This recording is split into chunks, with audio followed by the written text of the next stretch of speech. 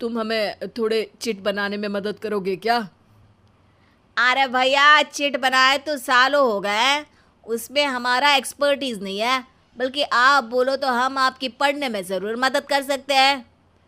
हट! कैसी अनाप शराब बातें कर रहा है तू। सूरज ने सुमित को मना तो कर दिया था, पर तैयारी करने के सिवाय कोई चारा उसे दिख भी नहीं रहा था।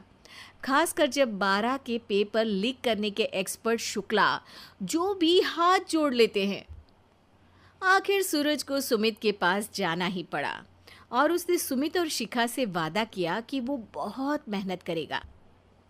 1 महीने की तैयारी के बाद फाइनल हुआ कि शो से 1 हफ्ते पहले एक ट्रायल खेला जाएगा, जहां पर सारे रिश्तेदार ऑडियंस की जगह पर होंगे और शिखा सवाल पूछेगी। दूर दराज से भी रिश्तेदार आकर हाजिर हो गए देखने कि आखिर कैसे बनेगा सुमित का